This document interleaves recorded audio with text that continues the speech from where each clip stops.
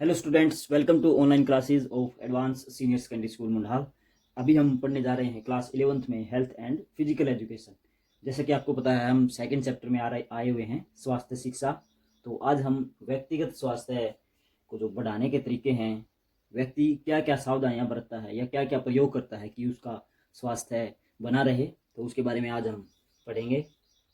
तो व्यक्तिगत स्वास्थ्य को बढ़ाने के तरीके ये वैसा ही है जैसे एक लोगों के स्वास्थ्य को बढ़ाने के तरीके या लोगों के स्वास्थ्य में सुधार लाने में कौन कौन सी सावधानियां या कौन कौन से प्रयोग करने चाहिए, तो उसी लगभग उसी के समान ये व्यक्तिगत स्वास्थ्य है। इसमें केवल इतना फर्क है कि वो पूरे समाज के लिए होता है, ये केवल एक व्यक्ति के स्तर तक है।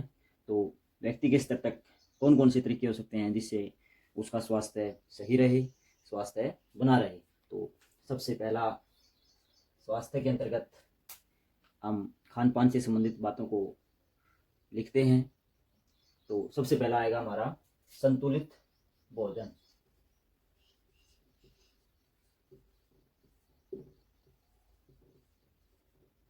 संतुलित भोजन, जैसा हम भोजन करेंगे हमारा स्वास्थ्य वैसा ही हो जाएगा। अगर हम उचित पोषक तत्वों से भरपूर भोजन करेंगे तो हमारा स्वास्थ्य सही रहेगा, हमारे शरीर की वृद्धि बनी रहेगी। जो भी कोशिकाओं में टूट फूट होती रहती है वो उनकी मरम्मत भोजन करता रहेगा जो हम ले रहे हैं। अगर हम संतुलित भोजन नहीं लेते, खाने पीने से हम बहुत सारी चीज़ें छोड़ देते हैं, तो वो हमारे स्वास्थ्य को प्रभावित अवश्य करेंगी। तो हमें स्वास्थ्य को बनाए रखने के लिए संतुलित भोजन ही करना चाहिए। तो इसके साथ आगे बढ़ते हैं। नंबर 2 है, हमारे जीवन में व्यायाम का भी उतना ही महत्व है जितना हम जो खाना खाते हैं उसका, क्योंकि व्यायाम हमारे शरीर में एक फुर्ती या शरीर के अंगों में हलचल करने वाला कारक है। तो इस क्रिया के माध्यम से हम शरीर की मांसपेशियों को, हड्डियों को, काफ़ी सारी कोशिकाओं को, उनमें हलचल रखते हैं। अगर वो सही दिशा में हलचल करती रहेंगी तो हमारा शरीर सही चलता रहेगा। अगर वो जाम हो गई, कहीं उनमें कोई टूट फूट हो गई, और फिर वो किसी काम की नहीं रह पाएंगी। क्योंकि आपको पता है, अगर हम किसी घर को भी अगर सूना छोड़ देते हैं तो काफ़ी दिनों बाद अगर हम देखते हैं तो वो भी अस्त व्यस्त दिखता है। तो हलचल जरूर रहनी चाहिए घर की तरह ही, क्योंकि अगर हलचल रहेगी तो घर साफ सुथरा रहता है। वैसे ही अगर हम शरीर के अंदरूनी पार्ट्स को हिलाते डुलाते रहेंगे, उनमें कुछ एक्टिविटी जारी रखेंगे तो वह सही कार्य करता रहेगा। आगे बढ़ते हैं। विश्राम व निद्रा, जितना हम कार्य करते हैं शरीर उससे थकान अनुभव करने लगता है। उस दौरान हमें शरीर को कुछ विश्राम भी देना चाहिए, और समय पर नींद कम से कम बताया गया है 8 घंटे एक व्यक्ति को नींद अवश्य लेनी चाहिए। तो विश्राम और निद्रा भी हमारे शरीर के लिए बहुत जरूरी है। नंबर 4 पॉइंट है उचित आसन। उचित आसन से अब अभिप्राय हमारा वो नहीं है कि जो हम आसन करते हैं या बाबा रामदेव जो आसन करता है, नहीं, वो व्यायाम के अंतर्गत ही आ जाता है। वो व्यायाम की ही एक क्रिया मानी जाती है। उचित आसन से हमारा अभिप्राय है PO, जो हम कोई भी बुनियादी क्रिया करते हैं, बैठते हैं, अपने जीवन से संबंधित जो रोजाना के कार्यकलाप हम करते हैं, उस दौरान हमारे शरीर का पोस्चर क्या है, उस दौरान हमारे शरीर की स्थिति क्या है, वो हम यहाँ आसन बोलेंगे। क्योंकि काफ़ी लंबे समय तक अगर गलत पोस्चर में, गलत आसन में हम कोई भी कार्य करते हैं या बैठे रहते हैं या खड़े रहते हैं तो शरीर पर उसका नेगेटिव इफेक्ट पड़ता है। तो बोन धीरे धीरे उसी दिशा में मुड़ने लगती हैं, हड्डियाँ कमज़ोर होने लगती हैं, और हम काफ़ी डिफ़िकल्टी का शिकार हो सकते हैं। क्योंकि उचित आसन न अपनाने के कारण शरीर की हड्डियाँ टेढ़ी मेढ़ी हो सकती हैं। तो इस कारण हमें उचित आसन अपनाना चाहिए, चाहे वो चलने का हो, चाहे वो बैठने का हो, चाहे वो सोने का हो। कुछ भी लगाओ, आप जो भी कार्य करते हो अपने शरीर की जो एक स्थिति होती है उसमें सही व उचित तरह का पोस्चर अपनाएं, ताकि हमारी हड्डियों पर अनावश्यक दबाव न पड़े। इससे हमारा आसन भी सही रहेगा और हमें भविष्य में कोई तकलीफ भी नहीं उठानी पड़ेगी। आगे बढ़ते हैं। नंबर 5, हमें जो स्वास्थ्य से रिलेटेड हम बात कर रहे हैं, व्यक्तिगत स्वास्थ्य, तो व्यक्ति के आसपास जो चीज़ें घटनाएं हो रही हैं, जो भी चीज़ें घट रही हैं, वो उस पर डायरेक्ट इफेक्ट डालती हैं। तो खाने पीने से संबंधित भी हो गया, व्यायाम भी हो गया, विश्राम और निद्रा भी हो गई। तो हम क्या पहनते हैं, अब उस पर आ जाते हैं। क्योंकि अगर हम सर्दियों के मौसम में गर्मियों वाले कपड़े पहनकर बाहर घूमने जाएंगे तो वह हमारे स्वास्थ्य के लिए घातक हो सकता है, क्योंकि हम ठंड का शिकार हो सकते हैं या और बीमारी हमें ठंड के दौरान लग सकती है। इसी तरह हम गर्मियों के दिनों में स्वेटर या कोट वगैरह नहीं डाल सकते, क्योंकि गर्मी में हमारा शरीर पहले से ही पसीने से तरबतर या गर्म हुआ होता है। उस दौरान हम और गर्म चीज़ें नहीं पहन सकते, तो वस्त्र भी हमारे स्वास्थ्य को प्रभावित करते हैं। तो वस्त्र हमें ऐसे पहनने चाहिए जिसे पहनकर हम गर्मियों में राहत और साथ के साथ सर्दियों में भी सर्दी से बच सकें। तो वस्त्र भी एक इम्पोर्टेंट रोल अदा करता है। आगे बढ़ते हैं। नंबर 6, आजकल काफ़ी तनाव भरा वक्त चल रहा है, क्योंकि व्यक्ति या समाज काफ़ी परेशानियों से घिरा रहता है। हर व्यक्ति कहीं ना कहीं बिजी रहता है और उस बिजीपन के कारण व्यक्ति का दिमाग, उसको स्ट्रेस महसूस होने लगता है। काफ़ी लोगों का सिर दुखने लगता है, माइग्रेन की समस्या काफ़ी लोगों को है।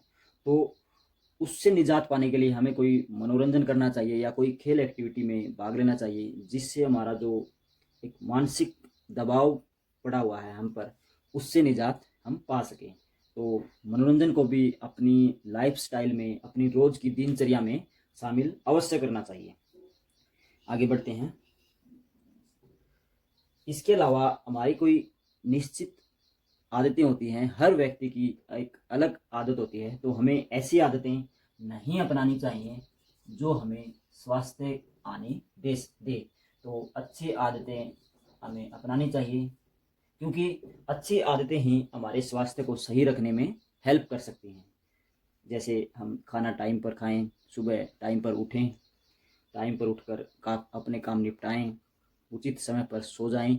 ये काफ़ी सारी आदतें हैं, तो इनको सही टाइम पर परिस्थितियों के अनुसार सही तरीके से अगर हम निभाते चलते हैं तो हम जीवन में अपने स्वास्थ्य को सही रख पाने में अवश्य ही कारगर सिद्ध हो सकेंगे। आगे है लास्ट। ये सब होने के बाद हमें अपने शरीर के अंदरूनी और जो बाह्य पार्ट हैं उनको भी साफ रखना पड़ता है, क्योंकि हमारा शरीर भी एक मशीन की तरह है। तो शरीर के अंगों की सफाई, शरीर के अंगों की सफाई, शरीर के अंगों की सफाई बहुत ज़रूरी है, क्योंकि अगर हम इनको साफ नहीं करेंगे तो इन पर गंदगी जमने से वहाँ बैक्टीरिया या अन्य कीटाणु अपना प्रभाव डालेंगे और शरीर में काफ़ी सारी बीमारियाँ पैदा करने में वो हमें हेल्प तो नहीं कह सकते, हम काफ़ी बीमारियों के भी जिम्मेवार होंगे। तो शरीर पर कोई भी हमें धूलकण या कोई लंबे समय तक कोई कीटाणु न पनपे, इसके लिए हमें रोज़ाना शरीर की सफाई अवश्य करनी चाहिए। सफाई के अलग अलग अंगों के अलग अलग तरीके हो सकते हैं, जैसे बालों की सफाई, नाक की सफाई, आँख की सफाई, कानों की सफाई, मुंह की, दांतों की, त्वचा की, हाथों की, पैरों की। ये काफ़ी सारे हमारे शरीर के अंग होते हैं, तो उनकी सफाई हमें अवश्य ही करनी चाहिए। जैसे हम रोज़ ब्रुश करेंगे तो हमारे दांत और मुंह सही रहेंगे। दांतों में काफ़ी सारी परेशानियां आजकल बच्चों में हो गई हैं, तो उससे भी हम निजात पा सकते हैं अगर हम सही तरीके से सफाई करते रहेंगे। कानों की सफाई भी, हमारे एक कान महत्वपूर्ण अंग हैं, उनमें भी लाभ होगा। आँखों की सफाई भी बहुत ज़रूरी है, क्योंकि आँखों से हम संसार देखते हैं। आँखों की सफाई के लिए हम ठंडे पानी से उनको धोएं। गर्मी के मौसम में, अगर सर्दी का मौसम ज़्यादा है तो उस समय एक नॉर्मल टेम्परेचर का पानी हमें आँखों में डालना चाहिए।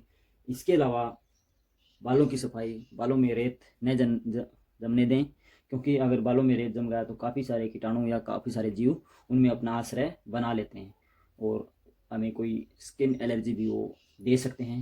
इसके अलावा हमें हाथों और पैरों की भी निरंतर सफाई करनी चाहिए। हाथों पैरों के जो नाखून हैं उनको निश्चित समय पर काटते रहना चाहिए, क्योंकि हाथों के नाखून अगर हम नहीं काटेंगे तो जो भी हम खाना खाते हैं उसमें उन नाखूनों के माध्यम से कोई भी कीटाणु प्रवेश कर सकता है। तो निश्चित समय पर नाखून हमें काटने चाहिए। खाना खाने से पहले हाथों को साफ अच्छी तरह करके ही खाना खाना चाहिए। पैरों के नाखून भी हमें काटने चाहिए, क्योंकि ज़्यादा बड़े होने पर पैरों के नाखून या तो किसी चीज़ में टकरा कर फट सकते हैं, या फिर वो हमें खुद को ही चोट पहुंचा सकते हैं। तो ज़्यादा बड़े करने में हमें ही नुकसान है। तो काफ़ी सारी बातें हैं जो हमें शरीर के अंगों की सफाई के तरीके अलग अलग तरीके से हम कर सकते हैं। तो आज हमने कुछ स्वास्थ्य को बढ़ाने के तरीके पढ़े। स्वास्थ्य किसी एक बात पर निर्भर नहीं करता। व्यक्ति को काफ़ी सारी बातें या काफ़ी सारी चीज़ें जीवन में अपनानी पड़ती हैं, और वो सब मिलकर अगर सही दिशा में कार्यरत हैं, कंटिन्यू हैं, तो हम अच्छे स्वास्थ्य को अवश्य ही प्राप्त करेंगे। क्योंकि किसी एक दिन अगर हमने ये सभी चीज़ें अपना ली, अगले दिन हमने छोड़ दिया या एक हफ्ते तक हम इनको भूल गए, तो वो हमारे स्वास्थ्य को हानि पहुंचा सकती हैं। क्योंकि जैसे हम भोजन रोज़ करते हैं, नींद रोज़ लेते हैं, वस्त्र पहनते हैं, रोज़ नहाते हैं, तो ऐसे ही कई सारी चीज़ें ऐसी हैं जो हमें जीवन में रोज़ अपनानी चाहिए। क्योंकि हमारे शरीर की जो कोशिका है वह निरंतर कार्य कर रही है। तो उसको सही व सही मात्रा में पोषक व सही मात्रा में वातावरण मिले, इसके लिए हमें पूरे शरीर की देखभाल करनी पड़ती है। तो व्यक्तिगत स्वास्थ्य को बढ़ाने के तरीके आज हमने पढ़े, तो आप इनको अच्छे से नोट करें, अच्छे से पढ़ें। तो आज के लिए इतना ही। Thank you.